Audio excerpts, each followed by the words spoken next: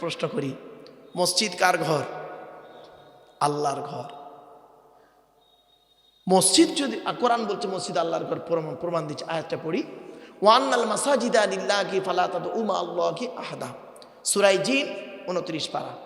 আল্লাহ বলছেন মসজিদগুলি হলো আমার জন্য, আর আমি ছাড়া অন্য কারোর আরাধনা উপাসনা করিও না। তাহলে বোঝা গেল কি, আল মসজিদু বাইতুল্লাহ, মসজিদ আল্লাহর ঘর। আচ্ছা, মসজিদ যদি আল্লাহর ঘর হয় তো মসজিদের কমিটি করবে কে?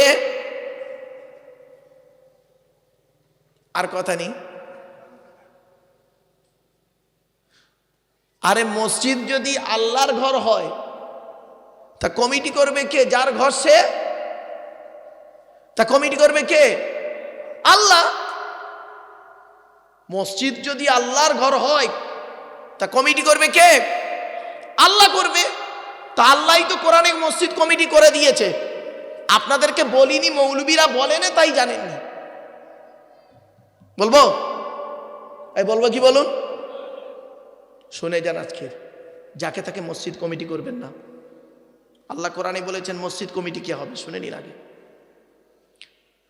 10 নম্বর পারার 8 নম্বর পৃষ্ঠার 9 নম্বর লাইনে সূরার নাম সূরা তাওবা 18 নম্বর আয়াতে আল্লাহ বলছেন মসজিদ কমিটি কে হবে, শুনে নিন। আল্লাহ বলছেন মসজিদের দায়িত্ব, মসজিদ আমার ঘর, আমার ঘরের দায়িত্ব তারাই নেবে যাদের মধ্যে কমসে কম 5টা গুণ থাকবে। 5টা গুণ। আয়াতটা পড়ি আর বাংলা মানে করি, শুনুন।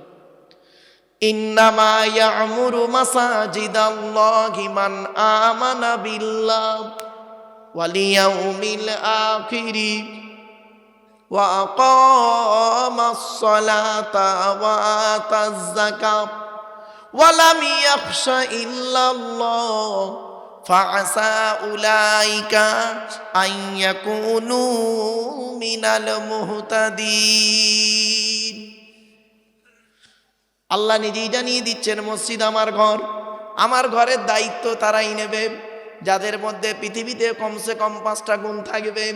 1 নাম্বার হলো মানা আমানা বিল্লাহ, যে ব্যক্তি 100% আমি আল্লাহ আমাকে বিশ্বাস করবে। 100% আল্লাহকে বিশ্বাস করো। আপনারা আল্লাহকে 100% বিশ্বাস করেন তো? বলুন বলুন বলুন, একটু উদাহরণ দেবো, হ্যাঁ, একটু টেস্ট করব। কোরআন কি বলছে দেখি। আল্লাহ বলছেন, আমি বলিনি, আল্লাহ বলছেন ফাইদা রাকিবু ফিল ফুলকি দা'বুল্লাহা মুখলিসিনা লাহুদ্দিন ফালাম্মা নাজ্জাহুম ইলাল বাররি ইযা হুম ইউশরিকুন। 21 নম্বর পারা 3 নম্বর পৃষ্ঠা 3 নম্বর লাইন, সূরার নাম সূরা আনকাবুত। আল্লাহ বলছে বান্দা যখন নৌকায় করে নদী পার হতে যায়, নদীর মাঝখানে যখন নৌকোটা একবার টলমল করে, ওরা তখন প্রত্যেকেই মরণের ভয়ে আল্লাহ আল্লাহ বলে চিৎকার করে, ঠিক না বেটি? আল্লাহ বলছে আমার নাম রহমান, আমার নাম রহিম, ওদের কান্না সহ্য করতে পারি না।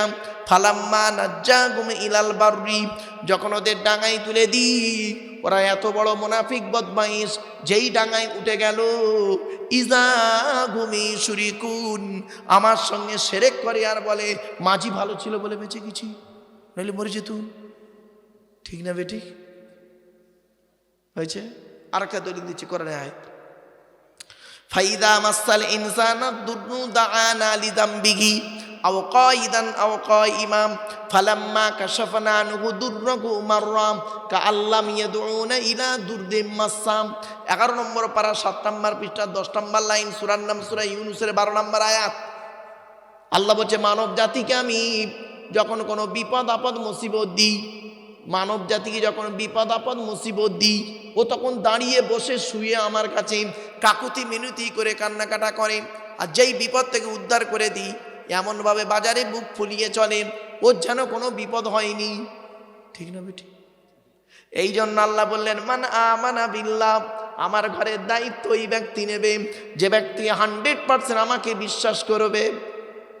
2 নাম্বার ওয়াল ইয়াউমিল আখিরি, কিয়ামতকে 100% বিশ্বাস করতে হবে। কিভাবে বিশ্বাস করবেন? কিছু ভেঙে দিই আপনাদের, এটাকে একটু ভেঙে দিই। আচ্ছা বাপেরা, প্লাস্টিকের উপরে বসে আছেন তো? হ্যাঁ, দেহতে আত্মা আছে তো? বলুন বলুন। দেহতে আত্মা আছে, প্লাস্টিকের উপরে বসে আছে। আর দেহ থেকে যখন আত্মাটা চলে যাবে, কোথায় যাবে? ওই প্লাস্টিকের নিচেই যাবে, কবরে যাবেন। তার ওটা ওটা কি নিচেই তো নাকি? এখানে নয়, জাস্ট আমি উদাহরণ দিচ্ছি বোঝার জন্য। তাহলে পার্থক্য কি হলো? উপর আর নিচে। আত্মা নিয়ে দেহ নিয়ে, আত্মাওয়ালা দেহ নিয়ে উপরে আছে, আত্মা ছাড়া দেহটা নিচেই যাবেন। পার্থক্য এইটুকু, উপর আর নিচে। মনে রাখবেন, এ জীবন শুরু হয়েছে আমাদের 150 টাকায়, এ জীবন শেষ হবে 1500 টাকায়। বিথারির মানুষ শুনে নিন, এ জীবন শুরু হয়েছে আমাদের 150 টাকায়, এ জীবন শেষ হবে 1500 টাকায়। উদাহরণটা দিই, যেদিন মায়ের পেট থেকে এসেছিলাম, সব থেকে দামি কাপড়টা কে কিনে দিয়েছিল? জন্মদাতা বাপ। কত দাম ছিল বাবা? 1 থেকে 150 টাকা। কাপড়টা নিজে পরতে পারিনি, অন্যেই পরিয়ে দিয়েছিল। আল্লাহ বলছে, আব্দুল্লাহ কিল মারুফ, জীবনের প্রথম কাপড় তুই নিজে পরতে পারলি না, অন্যেই তোকে পরিয়ে দিল। তার দাম ছিল মাত্র 150 টাকা। এ জীবন শুরু হয়েছে তোর 150 টাকায়। আর যেদিন মারা যাব, যদি লাশটা পাওয়া যায়, যে কাপড়টা পরানো হবে তার দাম হবে 1 থেকে 1500 টাকা। ওটা নিজে পরতে পারবো না, অন্যেই পরিয়ে দেবে। আল্লাহ বলছে, জীবনের শেষ কাপড় তার দাম হলো 1500 টাকা মাত্র। তুই নিজে পরতে পারবি না, অন্যেই তোকে পরিয়ে দেবে। তাহলে কি দাঁড়ালো? এ জীবন তোর শুরু হলো 150 টাকায়, এ জীবন শেষ হবে 1500 টাকায়। আর বাকি যা চোখ কান নাক হাত পা মুখ ব্রেন বিবেক বুদ্ধি দিয়ে জায়গা জমি গাড়ি বাড়ি বিল্ডিং বালাখানা করেছিস, ওই গীতার সারাংশ হয়ে গেছে। গীতার সারাংশটা কি জানেন? যা হয়েছে তা ভালোই হয়েছে, যা হচ্ছে তা ভালোই হচ্ছে, যা হবে তা ভালোই হবে। কি হারিয়েছে তোমাদের কাঞ্চো? কি হারিয়েছে কাঞ্চো? ছেলে ভাত দেয় না কাঞ্চো? স্বামী স্ত্রী ঝামেলা হয়েছে কাঞ্চো? ব্যবসায় লস হয়ে গেছে কাঞ্চো? শরীরটা খুব অসুস্থ হয়ে গেছে কাঞ্চো? যা নিয়েছো এই পৃথিবী থেকেই তুমি নিয়েছো, যা দিয়েছো এই পৃথিবীতেই তুমি দিয়েছো। মনে রেখো, যেটা আজকের তোমার আছে, গতকাল সেটা অন্যের ছিল, আজ তোমার আছে। তুমি আজ মারা যাও, আগামীকাল সেটা অন্যের হয়ে যাবে। কিছু বুঝতে পারছেন আমার ওয়াজ? বাপেরা, অনুরোধ করে বলে যাচ্ছি, হাতে ধরে বলে গেলাম, ওয়াজটা কি জিনিস জানেন? ওয়াজটা হচ্ছে শুনে বুঝে আমল করার নাম হলো ওয়াজ। শুধু শুনলে হবে না, ব্রেনের সঙ্গে প্রশ্ন করুন। কিসের অহংকার আছে আপনার? টাকা পয়সার অহংকার দেখাচ্ছেন? ক টাকার মালিক? আল্লাহ নিজেই বলছে, আল্লাহুল গনিয়্যু ওয়া আনতুমুল ফুকারা। আমি আল্লাহ হলাম ধনী, তোরা সব ফকিরের বাচ্চা। জোরে বলুন সুবহানাল্লাহ। কিসের অহংকার দেখাচ্ছেন? জ্ঞান জ্ঞান জ্ঞান, জ্ঞানের অহংকার। আল্লাহ নিজেই বলছে, ওমা উতীতু মিনাল ইলমি ইল্লা কলিলা। সামান্য জ্ঞান তোকে দান করেছি। বাংলা এমএ পাস করেছিস, বাংলার জ্ঞান। অ থেকে চন্দ্রবিন্দু চাঁদ অক্ষর করার ভিতরেই তোর জ্ঞান।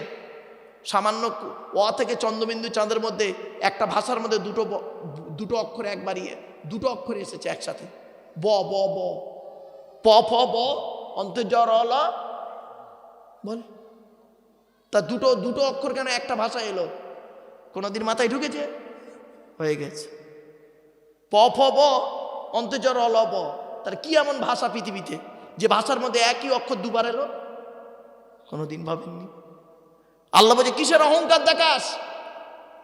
আরবিতে মৌলানা মুফতি হয়েছিস, ইংরাজিতে এমএ পাস করেছিস, এ থেকে জেড পর্যন্ত অক্ষর কোটার ভিতরেই তোর জ্ঞান। কয়েক কটা অক্ষরকে একত্রিত করে গোটা কত শব্দ তৈরি করলি, কয়েক কটা শব্দকে একত্রিত করে একটা বাক্য তৈরি করে কি বললি? There is a no God, আল্লাহ নেই। তো চোখ থেকে কয়েক হাজার কিলোমিটার দূরে চাঁদ, তাকে তুই দেখতে পাস, চোখের উপরেই কপাল, আয়নার সহযোগিতা ছাড়া বেটা দেখতে পাস না। ঠিক না বে ঠিক? আমার বাপেরা একটু বসে ভাবুন, এখানে আজকের আলোচনাটা আমার করতে দিন, চলুন। তাহলে 1 নাম্বার হলো কি, মান আমানা বিল্লাহ, 100% আল্লাহর উপরে বিশ্বাস করুন। 2 নাম্বার, মসজিদ কমিটি হবে ওই লোকটা কিয়ামতকে 100% বিশ্বাস করতে হবে। মনে রাখবেন, আল্লাহ ছাড় দেয়, ছেড়ে দেয় না। কি বললাম? আল্লাহ ছাড় দেয়, ছেড়ে দেয় না। একটা উদাহরণ দেবো, বলুন একটা কথা বলুন না আপনারা আমার সাথে, একটা উদাহরণ দেবো। এই দেখেন, ছেলের বয়স 40, কত বাপের বয়স 70 বছরের বুড়ো বাপটা একদিন একটু ভুল করে ফেলেছে। 40 বছরের ছেলেটা করলো কি জানেন? নিজের স্ত্রীর সামনে 70 বছরের বুড়ো বাপের গালে ঠাস করে একটা চড় মেরে দিল। 70 বছরের বুড়ো মানুষটা ওই চটটা খেয়ে না, বৌমার সামনে মেরেছে তো ছেলে, লজ্জায় কাউকে বলতে পারেনি। মসজিদে গিয়ে মনটা খারাপ করে বসে আছে। আল্লাহ ফেরেশতাদের বলছে, ও কাঁদছে কেন রে?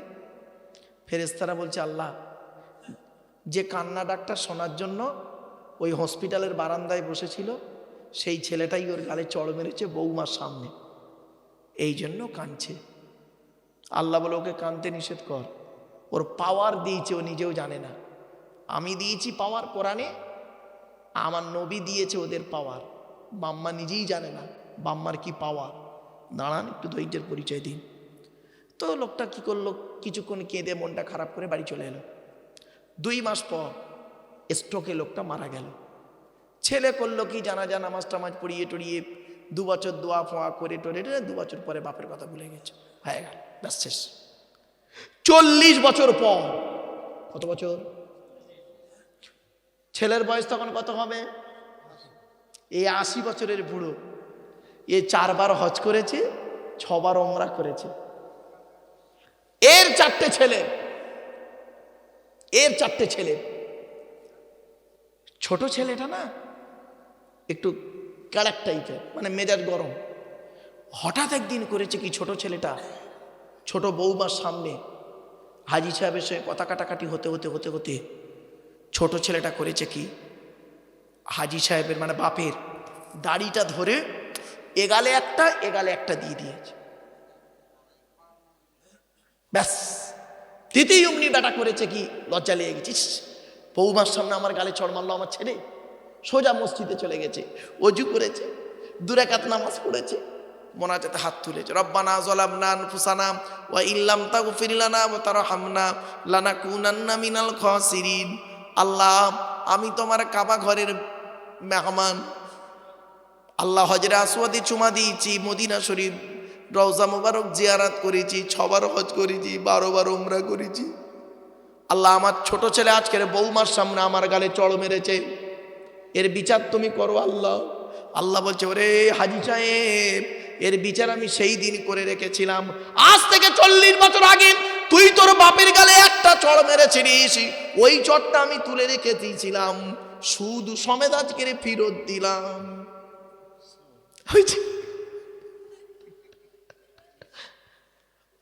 দেখেছেন, বাচ্চাগুলো হাসছে, মানে ওরাও বুঝতে পারছে।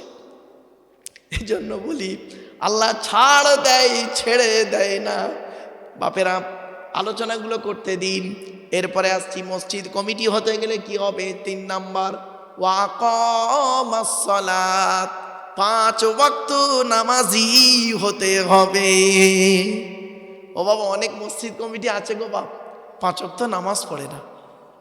শুনেননি, একটা কথা বলছি। আচ্ছা বাপেরা, এখন বর্তমানে পৃথিবীতে ইহুদিদের সংখ্যা বেশি না মুসলমানদের সংখ্যা বেশি?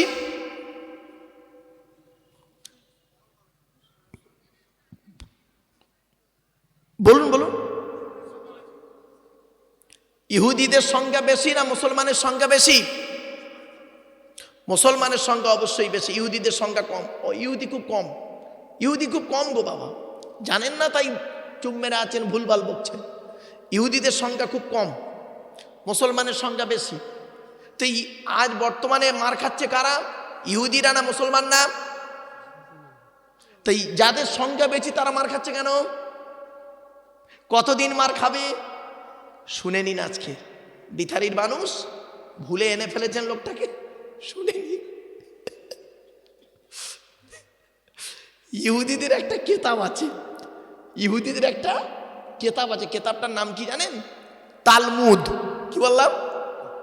তালমুদ। কি বলুন বলুন? তালমুদ বলে একটা কেতাব আছে ইহুদিদের। ওই কেতাবে লেখা আছে, শুনে নিন, হে ইহুদিরা, হে ইহুদিরা, তোমরা সেই দিন থেকে আর মুসলমানদের সঙ্গে পারবে না। সেই দিন থেকে মুসলমানদের কাছে হেরে যাবে, হেরে যাবে, হেরে যাবে। কোন দিন?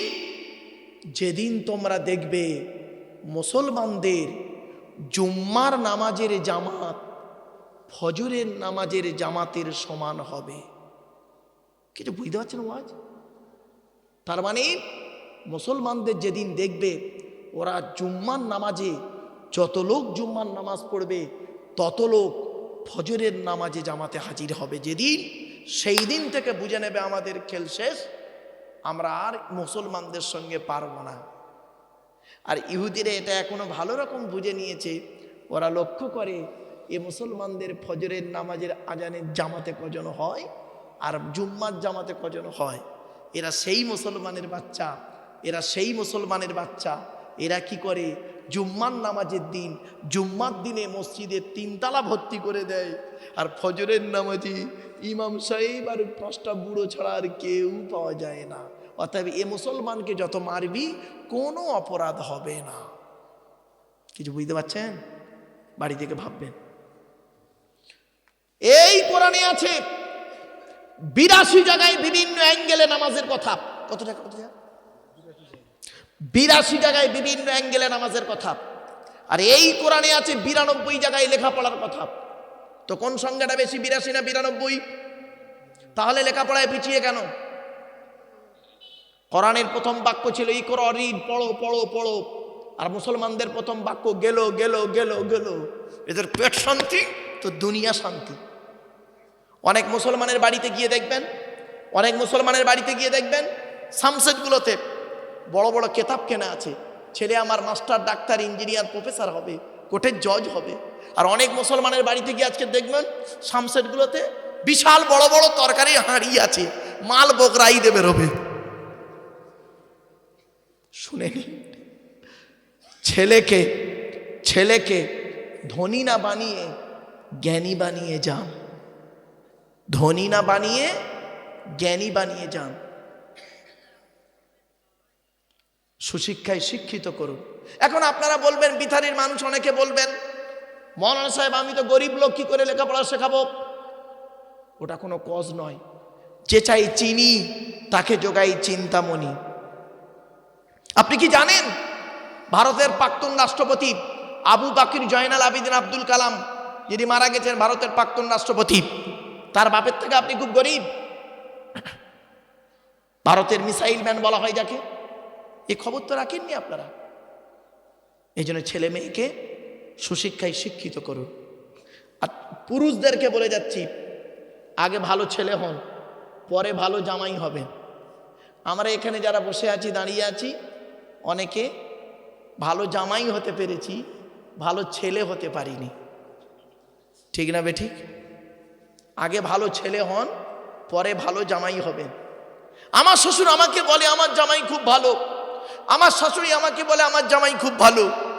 আর আমার জন্মদাতা বাপটা কি বলে জানেন? ও ছেলেকে জন্ম দিয়ে পাপ করেছি। আমার পেটে ধরা মাটা কি বলে জানেন? ওইরাম ছেলে পেটে ধরেছি, ভুল করেছি। কেন?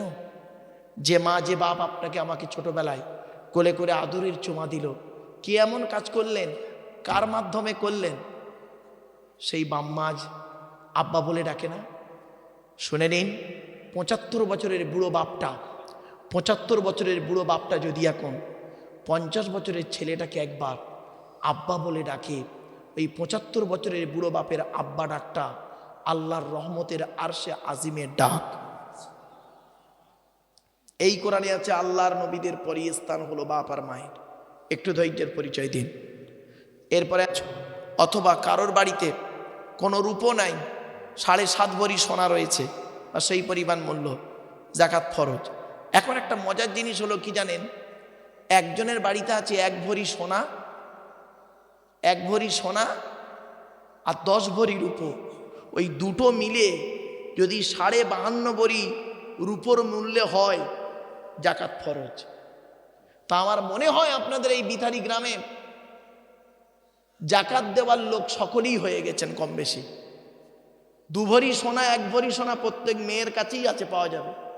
প্রত্যেক বাড়িতে 1-2 ভরি সোনা আছে, আর রূপো তো আছেই, নুপুর টুপুর এটা ওটা করে ব্যাস হিসেব করে দেখবেন। কোথা আছেন? সহজে ছাড়া হবে না, সহজে আল্লাহ ছাড়বে না। কবরে শুতে হবে আপনাকে, কবরে শুতে হবে, কবরে কাউকে ছাড়বে না, বলে গেলাম আজকের। এই জন্য আল্লাহর ভয় করুন। জলসা দিয়েছেন, জলসায় কি হয় দেখুন, এই জিনিসগুলোকে পরিবর্তন করুন, নিজেকে ভালোর দিকে ফিরে আসুন। পাপ করেছি, হয়ে গেছে, আল্লাহ নিজেই বলছে তুই পাপ করেছিস, আমি আল্লাহ জানি, আমি আল্লাহ জানি তুই পাপ করেছিস। অমাইয়া আমাল সুআন আউ ইয়াজরিব নাফসা, আমি জানি তুই পাপ করেছিস। যে ব্যক্তি পাপ করেছিস তার নফসের উপরে জুলুম করেছিস, আমি জানি। সুম্মা ইস্তাগফিরিল্লাহ, আয় তওবা ইস্তেগফার কর, তওবা ইস্তেগফার কর। করলে কি হবে? ইয়াজিদিল্লাহ গফুরুর রহিমা, আমি আল্লাহ তোদের জীবনের গুনাহগুলো মাফ করে দেবো। আজ আমাদের আলোচনার বিষয়বস্তু কি? আমার আগের ভাই মৌলানা সাহেব ভাই আমার মোমেনের আলোচনা করেছে না বাবা? বলুন না বাবা, একটু কথা বলুন। মোমেন কাকে বলে? সহজে বলে দিচ্ছে, আগে প্রথম 2 মিনিটে বলে নি, তবে ক্লিয়ার করতে পারবো। আগে আমাদের আলোচনার শুরুতেই একটা ছোট্ট টপিকস করে নিচ্ছি। এটি কি? যারা বলুন, কোরআনুল মাজিদ। এটা কার বাণী? আল্লাহর বাণী। যার বাণী তার পরিচয়টা জেনে নিন। প্রথম, যার বাণী তার পরিচয় জানুন। আল্লাহর পরিচয় 4টে। কটা? তাড়াতাড়ি, আর 1 মিনিট দেওয়া যাবে না, আমার সঙ্গে উত্তর দিয়ে নেবে জব। 4টে। আল্লাহ নিজেই বলছেন, কুল, নবী তুমি বলো, হুয়াল্লাহু আহাদ, সে আল্লাহ হলেন একক।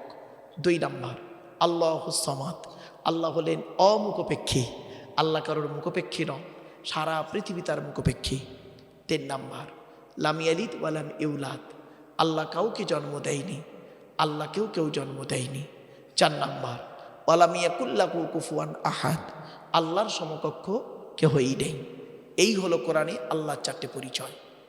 আচ্ছা, এই যে সূরাটি পড়লাম, এই সূরাটি আপনাদের অনেকের মুখস্থ নেই, বলুন না। তা আমি আবার পড়লাম কি করতে ভাই?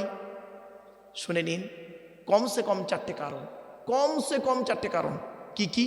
1 নাম্বার, এই সূরাটি যে আল্লাহর পরিচয় সেটা জানিয়ে দিলাম। নাম্বার 2, এই সূরাটি আরবি ভাষায় বাংলায় অর্থ করে বলে দিলাম। 3 নাম্বার, এই সূরাটির মধ্যে 4টে ধর্ম বেরিয়েছে, ইসলাম, মুশরিক, ইহুদি আর খ্রিস্টান, 4টে ধর্ম। 4 নাম্বার পয়েন্ট, আল্লাহর নবী বলেন, কোনো ব্যক্তি যদি কুল হুয়াল্লাহ সূরা 3 বার পাঠ করে, কবার 3 বার যদি কুল হুয়াল্লাহ সূরা পাঠ করে, ওই ব্যক্তির আমলনামায় 1 খতম কোরআন শরীফ পড়ার সওয়াব আল্লাহ লিখে দেবে। মুসলমানের বাচ্চা, সুবহানাল্লাহ বলতে এত কষ্ট কেন? একবার সুবহানাল্লাহ বলে 10টা নাকি জোরে বল সুবহানাল্লাহ।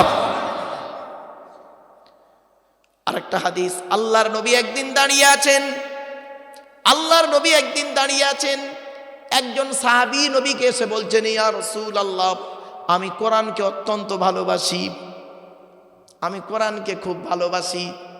আল্লাহর নবী বললেন আলহামদুলিল্লাহ। তারপরে সাহাবীটি বলছেন, ইয়া রাসূলুল্লাহ, কোরআনের ভিতরে একটা সূরাকে আমি খুব বেশি ভালোবাসি এবং ওই সূরাটা প্রতিদিন না পড়ে কোনোদিন ঘুমাই না। নবী বললেন, সূরাটির নাম বলো।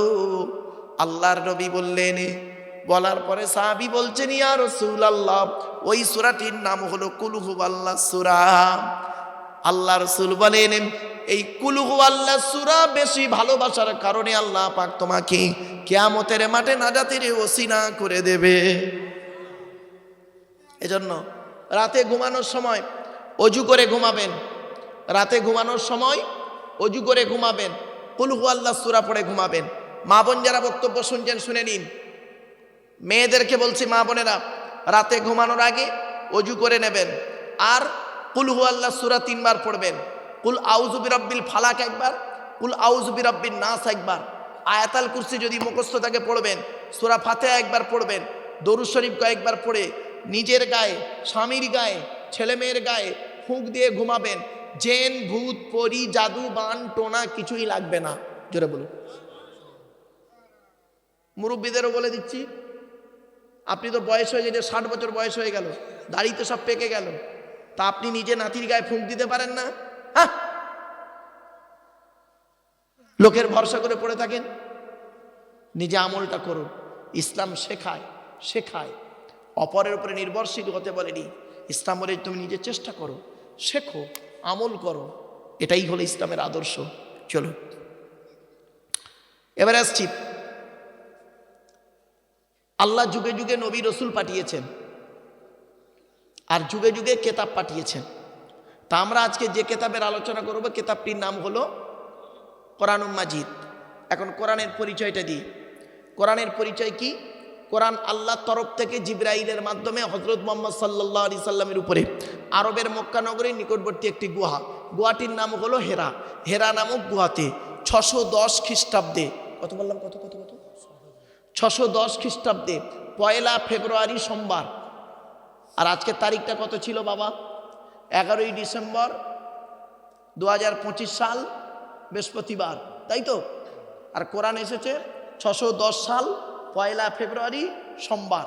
আজ বাড়িতে যাবেন, গিয়ে মাইনাস প্লাস করবেন, করলেই পেয়ে যাবেন কতদিন আগে কোরআন নাজিল হয়েছে। আমি পরিষ্কার বলে দিচ্ছি তো। চলো, 610 খ্রিস্টাব্দে 1 ফেব্রুয়ারি সোমবার কোরআনের প্রথম আয়াত নাজিল হলো, ইকরা, রিড, পড়ো পড়ো পড়ো। এ কোরআনের ভিতরে কি আছে? 30টা পারা, 540টা রুকু, 114টা সূরা, 14 থেকে 15 খানা সাজদা, 7টা মানজিল, 8 থেকে 12 খানা সাক্তা, 6666টা আয়াত, কেউ বলেছেন 6236টা আয়াত, 3,23,215টা অক্ষর। এ কোরআন 22 বছর 9 মাস কয়েকদিন, কম বেশি 23 বছর ধরে কোনো ঘটনাকে কেন্দ্র করে, কোনো ব্যক্তিকে কেন্দ্র করে, কোনো বস্তুকে কেন্দ্র করে, কোনো জায়গাকে কেন্দ্র করে কোরআনের আয়াতগুলো নাজিল হয়েছে। 6000 আয়াত নাজিল হয়েছে, 12,000 জায়গায় নাজিল হয়েছে। কটা জায়গার নাম জানেন? শুধু মক্কার মদিনাই তো জানেন। 12,000 জায়গায় নাজিল হয়েছে, 6000 আয়াত। চলো একটা একটা করে বলি। এবার আসছি, আজকে আমাদের আলোচনার বিষয় হবে পৃথিবীতে দুটো দল আছে। এক দল আছে আল্লাহকে বিশ্বাস করে, এক দল হলো আল্লাহকে বিশ্বাস করে না। যারা আল্লাহকে বিশ্বাস করে তাদেরকে বলে মোমেন। কি বললাম বাবা? মোমেন। সেই মোমেনের আলোচনা আমার ভাই করেছেন, আমি আর করলাম না। আর যারা আল্লাহকে বিশ্বাস করে না, অস্বীকার করে, ইসলামিক পরিভাষায় তাদের বলে কাফের। কি বললাম? কাফের। হয়ে গেল, দুটো দল বেরোলো, মোমেন আর কাফের। এই মোমেন আর কাফেরের মাঝখানে একটা দল আছে, মারাত্মক খাতারনাক, ক্যান্সারের থেকেও খারাপ। সেই দলটার নাম হলো কি জানেন? মুনাফিক। তো আজকে আমার আলোচনা হবে, কোরআনের একটা সূরা আছে সূরায়ে মুনাফিকুন। সূরায়ে মুনাফিকুনের তাফসীর হবে, শুনতে রাজি আছেন? মুনাফিক কারা? মুনাফিকের চিহ্ন কি কি? মুনাফিকের দেখতে কেমন হয়? মুনাফিকের কথাবার্তা কেমন হয়? মুনাফিকের চালচলন কেমন হয়? মুনাফিকের ওঠা বসা কেমন হয়? মুনাফিকের শারীরিক গঠন, দৈহিক গঠন, মানসিক চিন্তাভাবনা, পোশাক আশাক সবই সূরার মধ্যে ঢোকানো আছে। বলবো? ঠিক আছে, চলো। আপনারা আমার সঙ্গে একটু সাথ দিলেই হবে বাপ, আর কিছু নাই। এবার আসছি। এ বাবা বস, বাপ বস, এবার আসছি কোরআন, আমাদের টপিকসটা কি বেরোলো? সূরা মুনাফিকুন। আচ্ছা, সূরা মুনাফিকুনের পরিচয়টা বলে দিই। সূরাটার নাম সূরা মুনাফিকুন। সূরাটির ভিতরে কি আছে? 11টা আয়াত আছে। কত কত কত? মাত্র 11টা আয়াত, দুটো রুকু, 11টা আয়াত। 11টা আয়াত যদি আমি এক একটা আয়াতের ব্যাখ্যা 10 মিনিট করে করি, 110 মিনিট হয়। তো ভয় নেই, টেনশনে অনেকে ভুগছেন, টেনশন করতে হবে না, তাড়াতাড়ি শেষ করে দেবো, চিন্তা নেই। 2 মিনিট 3 মিনিট করে এক একটা আয়াত করি, সংক্ষেপে হয়ে যাবে। তবে একটু গুরুত্ব দিয়ে কথাটা শুনতে হবে। চলো, আজকে আমাদের আলোচনার টপিকটা পেয়ে গেলাম। এবার আসছি, কোরআন যার উপরে নাজিল হয়েছে তার নাম কি? হযরত মুহাম্মদ সাল্লাল্লাহু আলাইহি সাল্লাম, অর্থাৎ আমাদের নবী, তাই তো? আচ্ছা, নবীদের পরিচয় কটা? 3টে। কটা কটা? 3টে। এগুলো না শুনলে এই আলোচনা শোনা বেকার। 1 নাম্বার আল্লাহর পরিচয় 4টে, নবীদের পরিচয় 3টে। কি কি? 1 নাম্বার, যিনি নবী হবেন তার চরিত্র উত্তম হতে হবে। 2 নাম্বার, যিনি নবী হবেন তার উপরে আল্লাহর তরফ থেকে ওহী নাযিল হতে হবে। 3 নাম্বার, যিনি নবী হবেন তার দ্বারায় অলৌকিক ঘটনা ঘটতে হবে, 1টা হোক বা 50টা হোক। পৃথিবীতে যত নবী এসেছেন প্রত্যেক নবীর মাধ্যমে আল্লাহ পাক 1 থেকে 50টার ভিতরে মুআজিজা দিয়েছেন।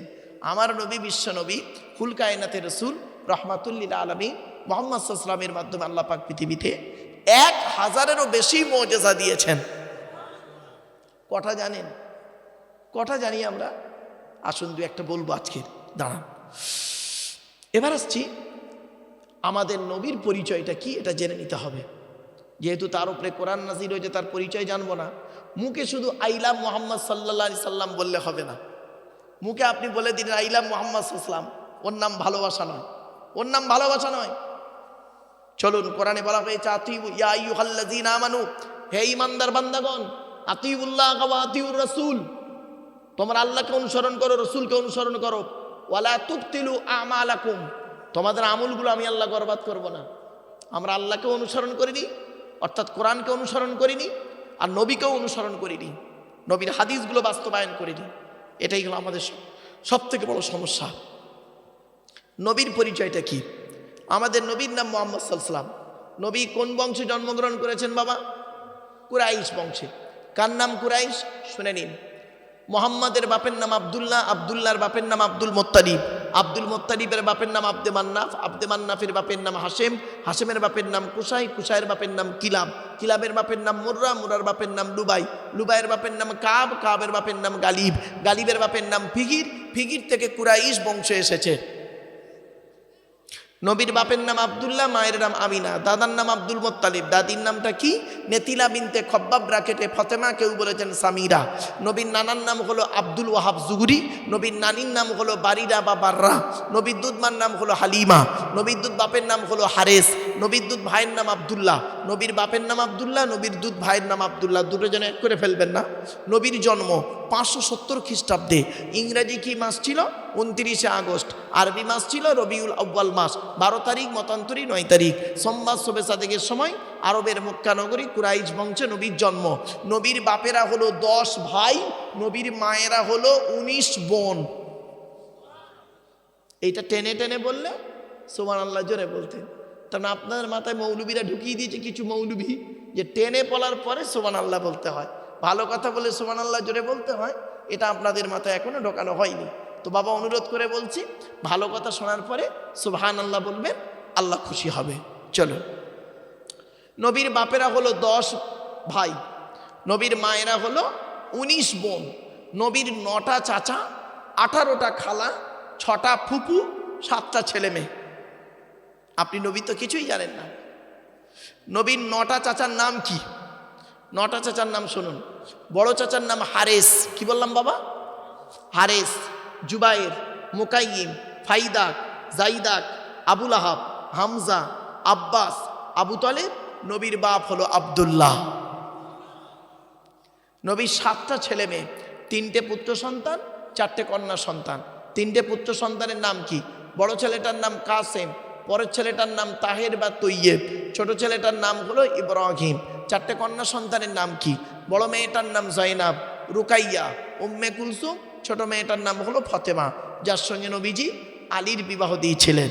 আলীকে জামাই করতে গেলেন কেন নবীজি? আরবে কি ছেলে খুব অভাব ছিল? তাও নয়। আর হযরত আলী রাদিয়াল্লাহু তাআলা আনহু কি কোটিপতি ছিলেন? তাও নয়। তাহলে অনেক কারণ ছিল। আল্লাহ পাক হযরত আলীর মধ্যে অনেক গুণ দান করেছিলেন। প্রত্যেক সাহাবীর মধ্যে আল্লাহ পাক একাধিক গুণ দান করেছেন, আলীর মধ্যেও আল্লাহ দান করেছিলেন। তো সেখান থেকে দুটো গুণ অনেক আলোচনা করতে করতে বেরিয়ে আসবে, এখন আর বলছি না। এখান থেকে শিক্ষা নিয়ে নিন, কোন ছেলেকে জামাই করবেন, যে ছেলের মধ্যে কমসে কম দুটো গুণ পাবেন সেই ছেলেকে জামাই করবেন।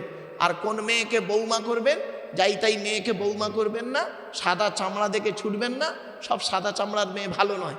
বাংলায় একটা কথা আছে, নদীর জল ঘোলা ভালো, জাতের মেয়ে কালো ভালো। খারাপ সেন্স নেবেন না। নদীর জল ঘোলা ভালো, জাতের মেয়ে কালো ভালো। কোন মেয়েকে বৌমা করবেন, এই কোরআনে আল্লাহ বলে দিয়েছেন যে মেয়ের মধ্যে কমসে কম 6টা গুণ পাবেন। আর কোন ছেলেকে জামাই করবেন, যে ছেলের মধ্যে কমসে কম 2টো গুণ পাবেন। আর একটা কথা বলি, এখানে এত মানুষ বসে আছেন, দাঁড়িয়ে আছেন, আমাদের বাড়িতে 4 শ্রেণীর মেয়ে ছেলে আছে। কে কে? মা, বোন, মেয়ে, বউ। মা, বোন, মেয়ে, বউ। এই 4 শ্রেণীর মেয়ে ছেলে আপনি কি করে বুঝবেন জান্নাতে যাবে না জাহান্নামায় যাবে? শুনে নিন, বাস্তব বলছি। আল্লাহ রসুল বলেছেন যে সমস্ত মেয়েদের মধ্যে কমসে কম 6টা অভ্যাস থাকবে, 6টা অভ্যাস যে মেয়ের মধ্যে থাকবে, ওই মেয়ে ছেলে যত নামাজ পড়ুক, রোজা রাখুক, হজ করুক, তাহাজ্জুদ পড়ুক, ওই মেয়ে ছেলে কিয়ামতের মাঠে জাহান্নামায় যাবে। ওই মেয়ে ছেলেদের প্রতি আল্লাহর লানত 6টা। যদি আমি ভুলে যাই বাবা, আমাকে একটু মনে করিয়ে দেবেন। আর অনেক আলোচনা। আর একটা কথা বলছি, যদি এই কথাটা ভুলে যাই আমাকে স্মরণ করিয়ে দেবেন। কি? কিয়ামতের মাঠে আমাদেরকে আল্লাহ 2 দিকের প্রশ্ন করবে। কদিকের? 2 দিকে। একটা প্রশ্ন হবে হুকুকুল্লাহ, আল্লাহর হক সম্পর্কে প্রশ্ন হবে। আর 2 নাম্বার প্রশ্ন হবে হুকুকুল ইবাদ, বান্দার হক সম্পর্কে প্রশ্ন হবে। আল্লাহর তরফ থেকে প্রশ্ন হবে কি কি? আল্লাহ বলবেন, নামাজ পড়েছিলিস, রোজা রেখেছিলিস, অর্থ দিয়েছিলাম, হজ করেছিলিস, জাকাত দিয়েছিলিস? তা আমি আপনি কি বলবো সেই দিন মার খাবার ভয়ে? আল্লাহ, মাঝে মাঝে নামাজ পড়েছি, মাঝে মাঝে রোজা রেখেছি, আবার করেছি কি, রোজা রাখতে না পারলে ইফতারের মজলিসে বসে পড়েছি। রাগ করবেন না। আচ্ছা, তো সেদিন আল্লাহ দয়ালু দয়াবান, যদি মাফ করেন তো পার হয়ে গেলাম, আর যদি বলে আব্দুল্লাহিল মারুফ দাঁড়া, তোর খবর আছে, হয়ে গেল, শেষ। ও যত পীর সাহেব, মলি সাহেব, যেই সাহেব হোক না কেন, যদি আল্লাহ পার করে দেয়, দয়ালু দয়াবান তিনি বলেছেন, ইন্নাল্লাহা লা ইয়াগফিরু আন ইউশরাকা বিহি ওয়া ইয়াগফিরু মা দুনা যালিকা লিমান ইয়াশা। আল্লাহ শিরককারীর গুনাহ মাফ করবে না তওবা ছাড়া, আর যত অন্য কোনো গুনাহ মাফ করলে করতে পারেন। তো সেদিন যদি আমাকে আপনাকে আল্লাহ বলে, আব্দুল্লাহিল মারুফ যা, বিতারির মানুষেরা তোদের ছেড়ে দিলাম, যা আজ দিনটা তোদের ছেড়ে দিলাম, যা আজ তুই মাফ, তাহলে বেঁচে গেলেন। আর যদি বলে বেটা দাঁড়া, তোর খবর আছে, তাহলে হয়ে গেল। 1 নম্বর। আর দ্বিতীয় প্রশ্ন হলো বান্দার তরফ থেকে প্রশ্ন। এখানে যত নারী পুরুষ আমার ওয়াজ শুনছেন, আমরা সবাই ধরা পড়ব বান্দার তরফের প্রশ্ন। বান্দার তরফ থেকে 10 রকমের প্রশ্ন হবে। একজন পুরুষকে, এই পুরুষেরা শুনে নিন, একজন পুরুষকে 10 রকমের প্রশ্ন করবে কিয়ামতের মাঠে। এই 10টা প্রশ্নের উত্তর যদি দিতে পারেন, তাহলে আপনি জান্নাতি, নইলে আপনার অবস্থা খারাপ। সে পীর সাহেব, মনি সাহেব, মুফতি সাহেব, যেই সাহেব হোক। বাবা যদি ভুলে যাই আমার একটু মনে করিয়ে দেবেন। চলুন এবার আসছি, আমাদের আলোচনার বিষয় হচ্ছে আজকে মুনাফিকের আলোচনা। মুনাফিক তাকে চিনবেন কি দেখে? আল্লাহর নবী বলছেন, আমি বলিনি। তার আগে একটা পৃথিবীর সেরা মুনাফিকের নাম বলছি। সেরা মুনাফিকের নাম হলো, রসুলের যুগে ছিল, মুনাফিকটার নাম হলো আব্দুল্লাহ ইবনে উবাই। কি বললাম? নামটা বলুন। উবাই মারাত্মক বড় মুনাফিক। সে মানে নবীর সাথেও চলতো, নবীর সঙ্গে কথা বলতো, সব কিছু করতো, কিন্তু ভেতরতে ভেতরতে কি করতো? ভালো কাজে মুসলমানদের বাধা দিত। কোরআনের আলোচনা হলে সে তখন করতো কি, ওর ভেতরে দল পাকাতো, দল পাকিয়ে বলতো, এই এসব শুনিসনি, পালা, সরে পড়। আবার যদি কোনো মুসলমান যদি উপকার করত তখন বলতো এসব করিসনি, অন্য জায়গায় দান কর না, এখানে দান করতে ইচ্ছিস কেন? এই হলো মুনাফিকদের কাজ। তা এখন মুনাফিককে চিনবেন কি দেখে?